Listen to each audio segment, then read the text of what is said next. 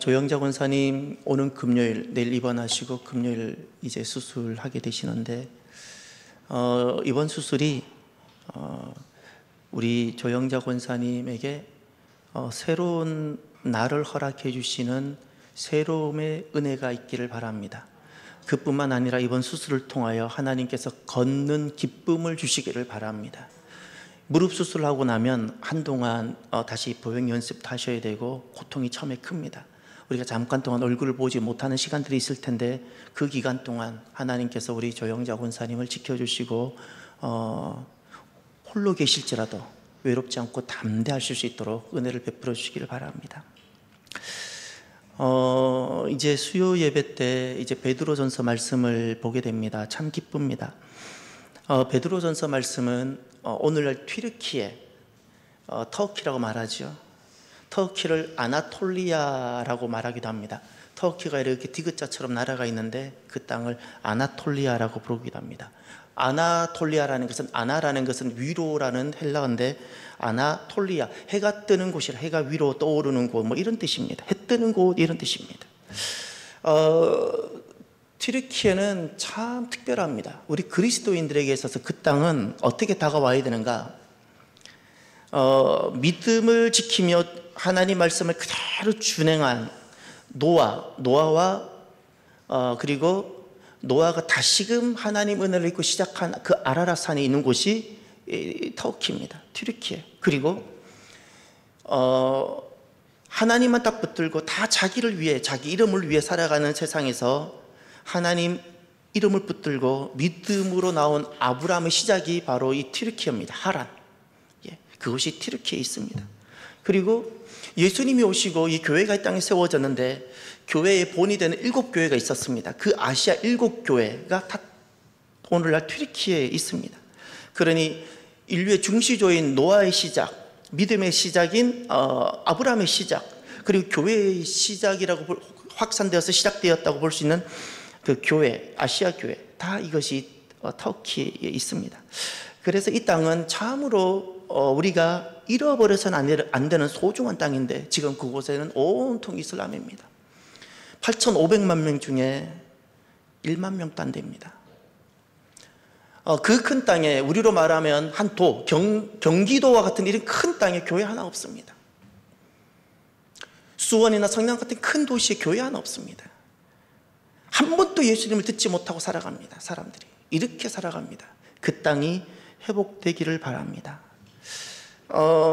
제가 이제 갑바도기아, 오늘 본문에도 갑바도기아라는 단어가 나오는데 갑바도기아를 가기 위해서 갈레아디아로 지나가야 됩니다. 아시아라는 곳도 지나가야 되고, 그 갑바도기아는 오늘날 많은 사람들이 열기구를 타러 또 관광지로 이렇게 특별하니까 구경하러 갑니다. 지난번에 그 터키 튀르키예를 갔다가 아시아 쪽 교회 일부하고 갑바도기아를 꼭 가봤습니다. 가슴이 참 뭉클했습니다. 이 사진을 잠깐 볼까요? 제가 직접 찍은 사진입니다. 갑바도기아는 저렇게 생겼습니다. 저것이 이제 해가 떠오르는 모습인데 이제 분위기를 보십시오. 풀 한 폭이 나무 한 그루 제대로 자라겠습니까? 정말 황량합니다. 물론 곳곳에 계곡 따라 나무들이 있는 곳도 있습니다. 근데 보통 다 저런 분위기입니다. 그 다음 사진 보여주십시오. 저기 자세히 한번 보십시오. 그냥 막 어떤 느낌의 그랜드 캐년 같은 느낌인데 거기에 자그마한 동굴 같은 게 보입니까? 그게 집입니다. 저기 이제 조금 더 확대해 보면 저런 구멍들이 있죠. 저게 당시의 집입니다. 그러면 땅 위에서 집을 못 지어서 지었나? 아닙니다. 저 위태로운 절벽에 사람이 오르기도 힘든 곳에 집을 지은 이유는 피난처입니다. 저곳이 모두가 그리스도인들의 흔적은 아니지만 대부분 그리스도 초기 기독교 흔적입니다. 저곳이. 왜 저곳까지, 그 먼 곳까지, 여러분 오늘날 또 걸어서 한번 가보려고 해보십시오. 그까지 걸어서 갈 수 있나? 정말 걸어서 그까지 가기 힘든 곳들인데 왜 그곳까지 자녀를 데리고 갔을까요? 환난과 핍박이 계속 와서 그 핍박을 피해 믿음은 버리지 않고 믿음을 지키기 위해 가다가 핍박이 미치지 않는 곳까지 찾아가고 한 것이 저렇게 됩니다. 그리고 왜 절벽에 지었나? 땅에 지어서 있으면 언제든지 환난을 당할 수 있으니까. 사람들이 칼이 닿지 않는 곳. 그 다음 또 사진 한번 보십시오. 저렇게. 저런 모습입니다. 저기 딱 동굴들이 보이죠? 근데 더 결정적인 걸 하나 보셔야 됩니다. 하나 더 넘겨보십시오. 저것이 뭐냐면, 자세히 보면 그림자가 보일 텐데 저게 저 모습입니다. 예배당입니다. 저 동굴에 가족을 데리고 사는 집 짓는 것도 쉽지 않을 텐데 꼭 가면 저렇게 예배당을 꼭 먼저 짓습니다. 그 동굴에 깎아서 예배당을 짓고 예배당을 중심으로 다 동굴을 또 파서 살고, 근데 지금은 저 다 무슬림들이 저 다 훼손시켜 놨습니다. 예수님의 모습엔 다 이렇게 긁어놓고, 너무 가슴이 아프면서도 가슴이 뭉클하고. 이제 제가 그런 생각을 해봤습니다. 저 곳은요, 좋아서 간 곳이 아닙니다. 자녀를 잘 양육할 수 있기 때문에 간 곳도 아닙니다. 예수님 한 분 때문에, 예수님을 버리지 못하기 때문에 자녀를 데리고 저곳까지 갔습니다. 저는 이렇게 질문해 봤습니다. 나라면 어떻게 했을까? 저는 또 여러분들에게 질문해 봅니다. 여러분들이시라면 어떻게 하시겠습니까? 여러분이시라면 어떻게 하시겠습니까? 적절하게 화려해 보이는 도시에 살면서 예수님을 버리지 않지만 세상의 모든 질서의 고기를 조아리면서 하나님 그토록 싫어하는 우상을 숭배하면서 그렇게 살아가기를 선택하시겠습니까? 여러분이라면 어떻게 선택하시겠습니까? 우리가 오늘 보고 있는 베드로전서는 오늘날 우리가 다시금 이 말씀을 들어야 되는 중요한 이유가 있습니다.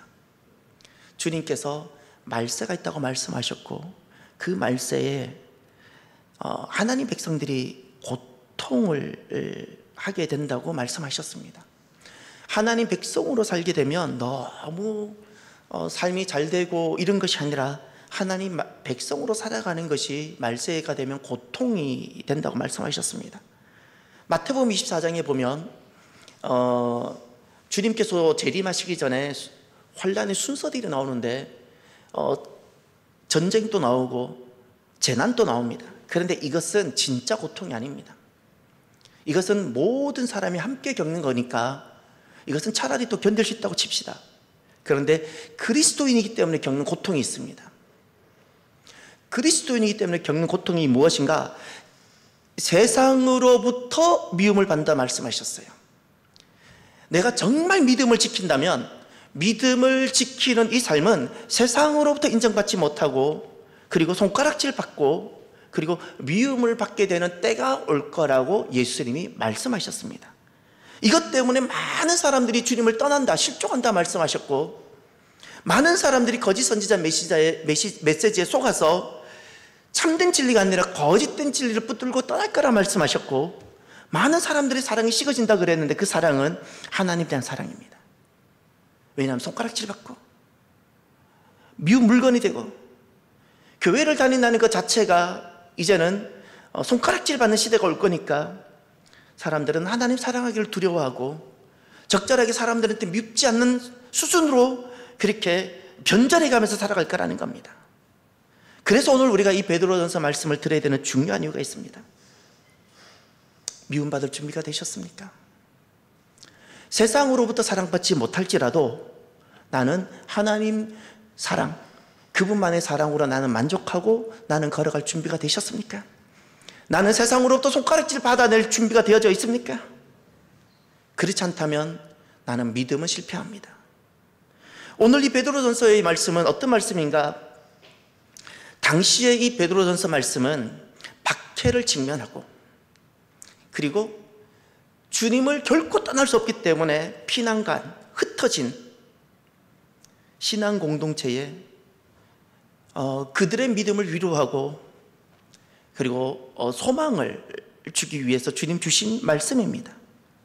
그래서 이 베드로전서는 오늘 읽었던 이 서론을 제외하고 1절, 2절 서론을 제외하고 딱 두 부분으로 나누어집니다.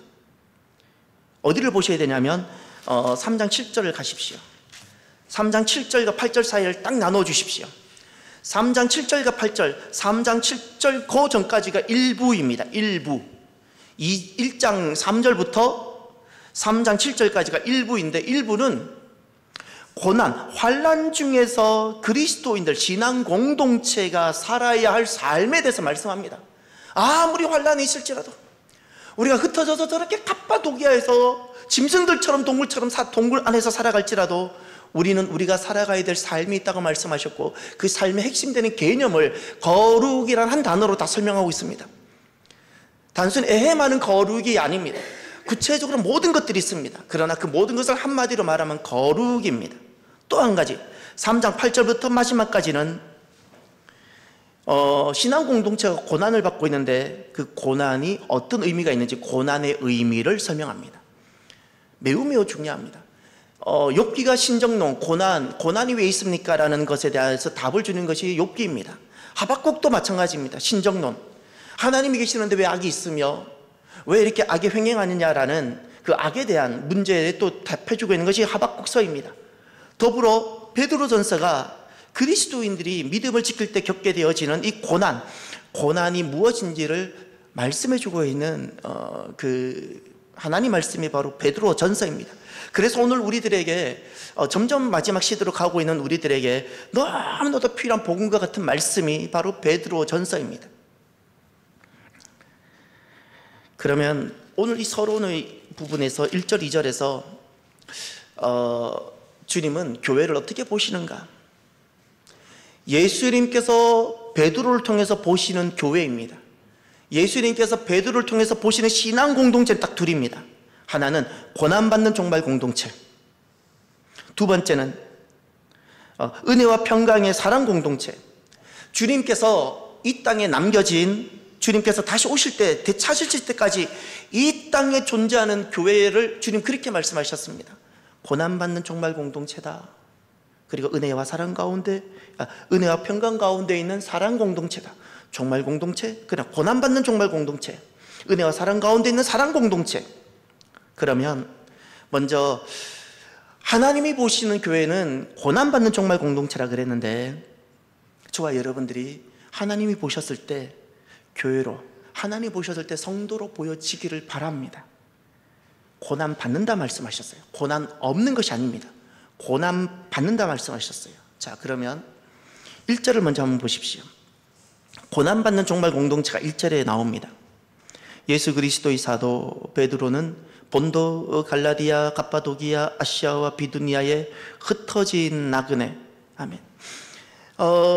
이 땅에 예수님을 믿음으로 세워지는 신앙 공동체, 에클레시아, 바로 그 교회입니다. 오늘 이 교회라고 알 수 있는 세 가지 단어들이 나옵니다. 첫 번째가 사도요, 두 번째가 흩어지다, 세 번째가 나그네. 사도라는 것은 보냄받았다라는 뜻입니다. 보냄받다, 보냄받은 자, 어디로? 세상으로. 그 사도로 또는 보냄받은 자로 살아간다는 것 자체가 고난입니다. 그리스도인들은 가정을 그렇게 만납니다. 그리스도인의 가정은, 나는 하나님께서 이 가정과 이 집안으로 하나님이 보내셨습니다, 이렇게 사명으로 가정을 만납니다. 그렇지 않은 사람은 자기 행복을 위해서 가정을 대하고 집안을 대합니다. 행복하면 존재하고 그렇지 않으면 깨어버립니다. 그러나 그리스도인들은 우리의 가정과 집안, 오늘날 교회를 우리는 사명으로 받습니다. 하나님이 보내셨다. 그래서 이 보냄받았다라는 이 사명 안에는 내가 져야 할 십자가와 고난이 있는 겁니다. 그래서 고난받는 종말 공동체입니다. 또 흩어지다라는 것은, 이 흩어지다라는 단어는 단순히 뿔뿔이 흩어져 산다는 뜻이 아니라 고난을 뜻하는 또 다른 표현입니다. 고난 때문에 흩어져 있는 겁니다. 고난 때문에 좋은, 평화롭고 살기 좋은 곳에 있는 것이 아니라 저렇게 사람이 인적 드문, 찾기도 힘든, 걸어서 가기도 힘든 저렇게 갑바도기아 그 깊은 곳까지 가서 흩어져서 살아가는 겁니다. 이유는 딱 한 가지, 주님을 포기할 수 없기 때문에. 내가 세상의 모든 것은 포기해도 내게 지금 시작되어진 이 구원과 하나님 나라는 잃어버릴 수 없기 때문에 나는 흩어져서라도 난 이 길 가겠다는 겁니다. 그래서 이 흩어진다는 말 안에는 고난받는 공동체가 있는 겁니다. 그리고 세 번째, 나그네라는 단어입니다. 나그네라는 것은 이 땅에 대한 표현입니다. 이 땅이 홈이 아닙니다. 홈이면 편안하잖아요. 호님이면 만족하잖아요. 근데 나그네요. 어디도 나를 반기지 않아요. 어디도 내가 환영받을 곳이 없어요. 그 자체가, 나그네 자체가 고난을 뜻하는 겁니다. 사도라는 표현, 흩어졌다는 표현, 나그네라는 표현이 다 고난을 안고 있는 단어들입니다. 그리고 나그네라는 단어는 한 가지 더 있습니다. 모든 여행자들은요, 여행에 수고가 있지만 왜 견디나요? 때가 되면 여행이 끝나고 집으로 돌아가니까. 인생을 나그네로 표현했다는 것은 종말을 뜻하는 겁니다. 종말이 있다. 갑바도기아에서 살아낸다고 수고가 많지. 잠깐 울면 내가 너를 데리러 올 거야. 걱정하지 마. 걱정하지 마. 내가 있어. 내가 너의 수고를 알아. 그래서 교회란 주님께서 이렇게 말씀합니다. 내가 사랑하는 교회는 고난받는 정말 공동체야. 정말 공동체야.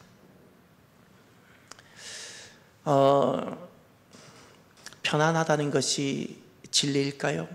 우리의 삶을 편안에 맞춰서 살아가면 옳을까요? 나는 잘 살게 될까요?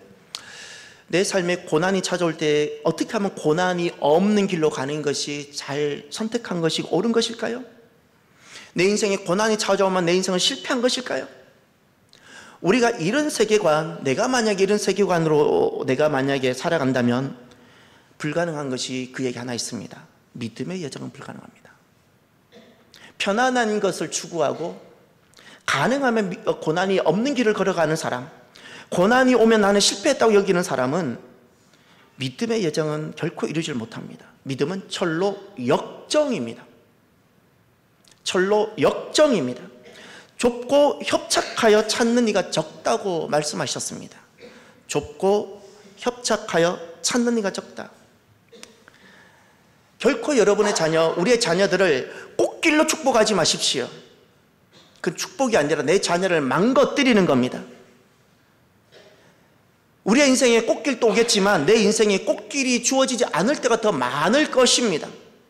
내 자녀를 만약에 그냥 계속 꽃길로만 축복한다면 내 자녀가 꽃길이 아닌 더 많은 시간을 내 자녀는 살아내지 못할 것입니다.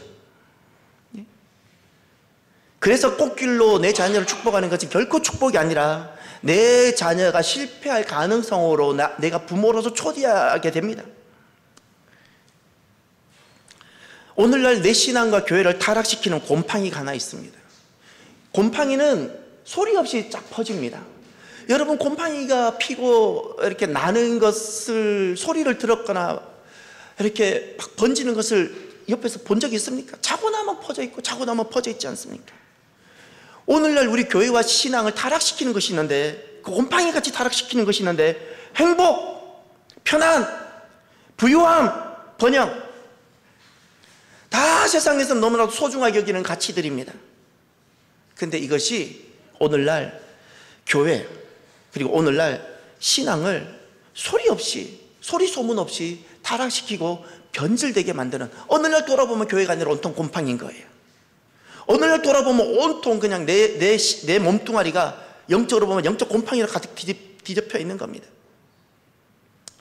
우리에게 정말 필요한 것은 꽃길을 거부하라는 것이 아닙니다. 편안을 우리는 거부하는 금욕주의가 아닙니다. 주님 주시는 우리는 그것을 누릴 겁니다. 그러나 그렇지 않을 때를 견디고 이길 수 있는 힘이 있어야 합니다. 이것이 중요한 겁니다. 철로 역정을 할 수 있는 준비가 된다면 우리는 무엇도 두렵지 않게 됩니다. 항상 부유해야 된다고 생각하는 사람은 조금의 가난도 견디지 못할 겁니다. 그러면 그 사람은 조금만 경제적으로 흔들면 하나님을 떠날 겁니다. 항상 편안해야 된다고 생각하는 사람은 조금만 힘들고 어려움을 주면 그는 편안이라는 신을 추구하지, 붙잡지 하나님을 그 순간에 그는 잡지 않을 겁니다. 무엇도 두렵지 않는, 가난도 두렵지 않고 낮아짐도 두렵지 않고 인생의 실패도 두렵지 않고 병듦도 두렵지 않고 어떤 것도 두렵지 않고 그 모든 것을 견뎌낼 수 있는 힘을 갖게 되시기를 바랍니다. 그럼 어떤 상황 속에서도 우리는 믿음을 지켜내고 믿음으로 살아낼 수 있을 것입니다. 잊지 마십시오. 교회는 고난받는 정말 공동체입니다. 진짜 믿음을 가지고 있으면 승리도 하지만 고난이 없는 것이 아니라 고난받습니다. 내게 믿음이 있다는 증거를 고난으로 확인하시길 바랍니다. 그리고 두 번째, 교회를 주님께서 이렇게 말씀하셨습니다. 은혜와 평강 가운데 있는 사랑 공동체, 은혜와 평강의 사랑 공동체. 우리가 고난받을 수 있는 힘이 어디서 나올까요? 이제 2절을 보십시오. 2절이 바로 그것을 말하고 있습니다. 곧 하나님 아버지의 미리 아심을 따라 성령이 거룩하게 하심으로 순종함과 예수 그리스도의 핏부림을 얻기 위하여 택하심을 받은 자들에게 편지하노니 은혜와 평강이 너희에게 더욱 많을지어다. 아멘. 눈치가 빠른 사람들은 제가 끊어읽기 하신 것을 아마 잘 보셨을 겁니다.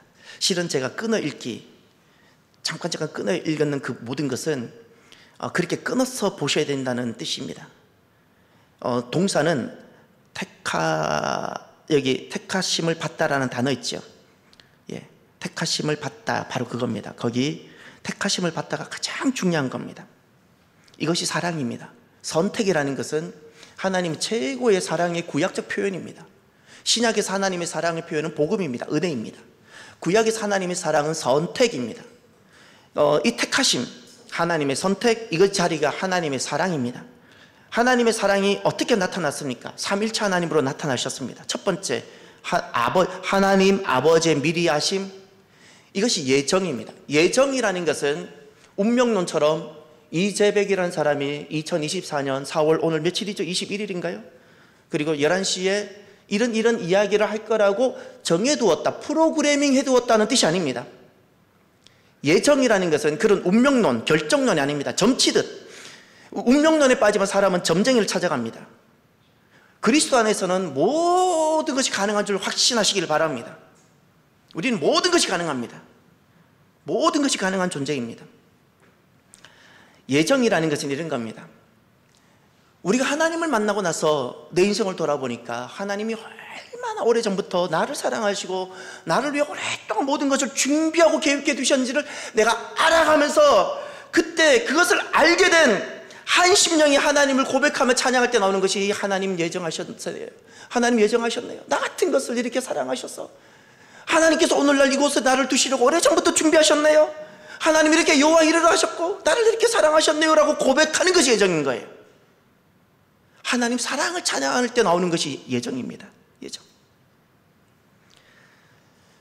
하나님이 이렇게 우리를 사랑 가운데 우리를 예정에 준비해 두셨고, 두 번째, 성령이 거룩하게 하심으로, 성령이 거룩하게 하신다라는 것은 우리는 가나안에 있으면 가나안에 먼지가 묻고, 바벨론에 가면 바벨론에 악한 것이 더러운 것이 묻고, 로마에 가면 로마의 더러운 것들이, 오늘 폼페이 이야기가 나오니까 더러운 것들이 막 우리한테 다 묻습니다. 근데 하나님은 성령님께서 우리를 깨끗하게 씻어주시고, 할렐루야, 씻어주십니다. 거룩하게 하신다는 것은 깨끗하게 씻어주시고 하나님 백성으로 살 수 있도록 성령님이 새 힘을 주신다는 겁니다. 성령님의 능력, 성령님께서 우리를 깨끗하게 하심, 그리고 성령님께서 주시는 능력, 이것이 바로 거룩이라는 단어로 나옵니다. 이렇게 우리를 사랑하시는 겁니다. 이것이 하나님의 사랑의 표현이고 방법입니다. 그리고 세 번째, 순종함은 바로 예수님께 붙어야 됩니다. 예수님의 순종입니다. 순종함과 예수 그리스도의 핏부림을 얻기 위하여, 예수 그리스도 사역입니다. 예수님은 순종하시며 핏부림, 십자가를 통하여 우리를 사랑하셨습니다. 이것은 대속입니다. 내가 죽어야 되는데 대신 죽으시고, 내가 치러야 될 죄값을 예수님이 대신 치러 주셨습니다. 이것이 바로 하나님께서 우리를 사랑하시는 사랑의 표현이고 사랑입니다. 하나님의 사랑. 우리가 고난 중에 견딜 수 있는, 세상을 두려워하지 않고 세상을 포기하면서 우리가 길을 걸어갈 수 있는 이유가 무엇일까요? 내 속에부터 나오나요? 나의 결단으로부터 나오나요? 천만에 만만에 못 견딥니다. 하나님의 사랑으로부터 나옵니다. 하나님의 사랑, 나 같은 것을 하나님께서 오래전부터 사랑하시고 아시고 나를 포기하지 않고 이렇게 사랑하셨다는 그 하나님 사랑을 딱 직면했을 때 우리는 세상의 모든 것을 이겨낼 수 있고 세상 어떤 것도 두렵지 않게 됩니다. 나같이 더러운 것을 주님께서 깨끗하게 씻어주시고, 하늘의 능력, 세상의 능력이 없으면 난 망하고 죽는 줄 알았는데 하늘의 능력으로 나를 힘을 주시고 그 하나님 사랑을 다 경험하면 세상이 두렵지 않게 됩니다. 내가 영원히 죽어야 되는 존재인데 주님께서 대신 죽으시는 그 주님의 사랑을 딱 경험하면 이제는 나는 다시 죽을 수도 있는 존재가 됩니다. 주님을 위해서도 죽을 수도 있습니다. 이 사랑, 주님의 사랑이 오늘날 믿음을 지켰을 때 갖게 되어지는 고난을 넉넉히 이기게 합니다. 그래서 고난 중에 교회는, 하나님 백성들은 고난 중에 종말론적으로 살아가는데 이렇게 됩니다. 현실은 고난입니다. 근데 삶은 어떻게 될까요? 2절 하반절을 보십시오. 은혜와 평강이 너희에게 더욱 많을지어다. 은혜와 평강이 있지만 은혜와 평강이 더욱 많습니다. 할렐루야. 이렇게 됩니다. 이 땅에 정말 하나님 보셨을 때 교회요, 이 땅에 정말 하나님 보셨을 때 하나님 백성은 삶은 끊임없이 파도처럼 다가오는 고난입니다. 그런데 현실은 끊임없이 파도처럼 다가오는 고난이지만 그 교회와 성도가 살아가는 삶은 은혜와 평강입니다. 할렐루야. 이것이 그리스도인의 삶입니다. 이 삶은 논리로 설명이 안 됩니다. 과학으로 풀지를 못합니다. 세상의 법칙으로는 이해할 수 없습니다. 현실은 고난인데 어떻게 은혜와 평강의 삶을 살아갈까? 이것이 그리스도 안에 있는 신비입니다. 교회만이 누릴 수 있는 신비입니다. 오늘도 우리의 삶이 겉은 고난이지만 속은 은혜와 평강이 가득한 신비가 되기를 바랍니다. 하나님의 사랑이라는 것이 곧 우리를 부르심입니다. 하나님 나를 선택하셨어요. 하나님의 택하심이 곧 나를 부르신 겁니다. 그러니 하나님의 선택, 이것이 하나님의 곧 사랑인데, 이 사랑이 하나님의 나를 딱 찍어서 지명하여 너는 내 백성이라고 하나님 나를 불러주시는 시간입니다. 소명이라고 그러죠. 소명. 그런데 하나님께서 우리를 부르시는 이 부르심은 영원합니다. 이건 지워지지 않습니다. 영원합니다. 하나님 나라가 영원하고 나를 향한 하나님 계획이 영원하고 이 계획은 실패하지 않습니다. 그런데 나를 사랑하셔서 부르신 하나님 부르심으로 끝나지 않고 하나님은 우리를 보내십니다. 이것을 사명이라고 부릅니다. 이 사명은 항상 우리에게 짐이 되고 우리를 어렵게 만듭니다. 그런데 사명은 잠깐입니다. 잊지 마십시오.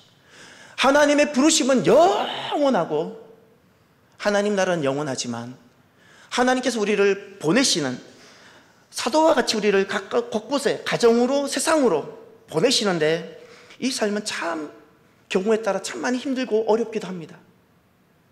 진짜 고난일 수 있습니다. 그런데 잠깐입니다. 잊지 마십시오. 잠깐입니다.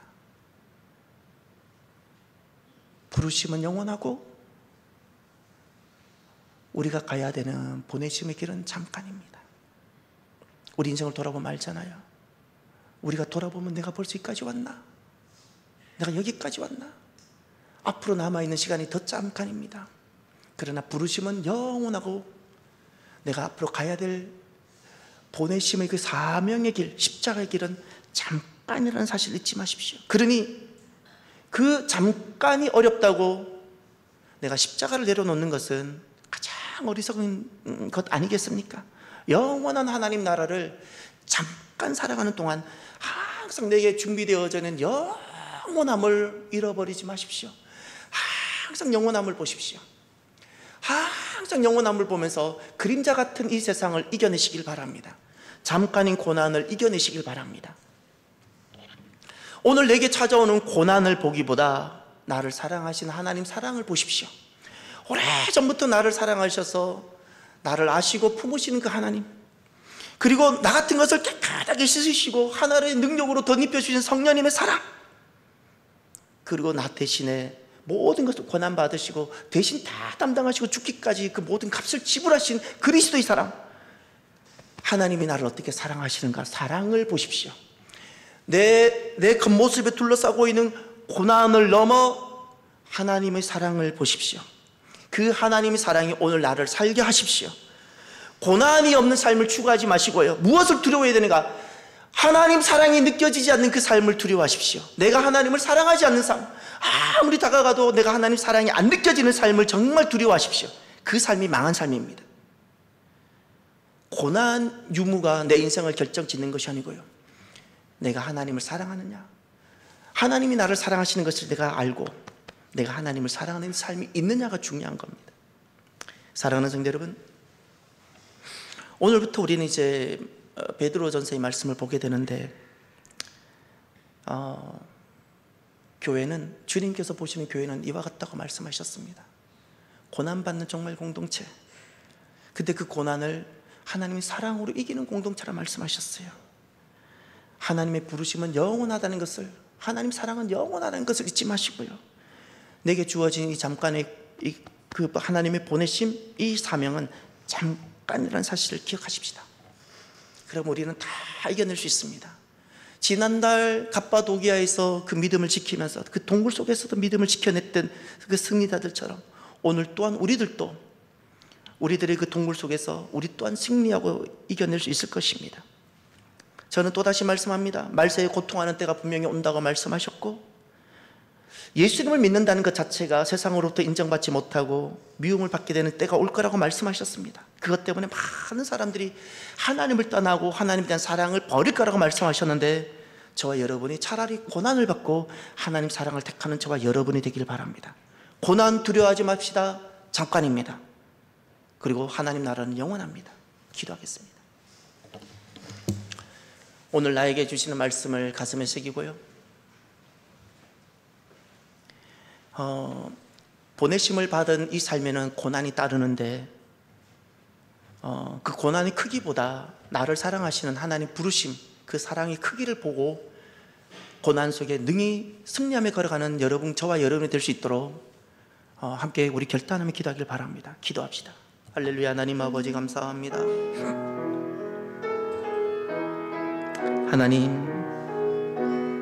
하나님 앞에 섭니다. 하나님 앞에 서면 하나님 사랑의 크기가 느껴집니다. 나 같은 것을, 우리 같은 것을 얼마나 주님 사랑하시는지 하나님 사랑이 느껴지며 보여집니다. 그 사랑 앞에서 우리가 아무 할 말이 없어집니다. 아무리 힘들어도, 아무리 무거운 사명이 있어도 우리는 아무 할 말이 없게 됩니다. 나를 사랑하신 하나님 사랑이 너무나도 크고 말로 다 표현할 수 없기 때문에 우리가 그 사랑을 잊고 여기까지 왔습니다. 오늘도 우리가 하나님 사랑 앞에 우리를 세웁니다. 하나님, 고난 앞에 눈 넘어지지 않게 하여 주시고, 고난이 있을지라도 고난을 견디며 고난을 통과하여 늘 하나님 주시는 사랑으로, 사랑 가운데 하나님을 사랑하며 살아가는 사랑의 삶이 주여 되게 하여 주옵소서. 고난은 잠깐이지만 하나님 나라는 영원합니다. 영원한 하나님 나라를 소망하며 오늘도 우리가 걸어가게 하옵소서. 하나님 긍휼히 여겨 주시옵소서.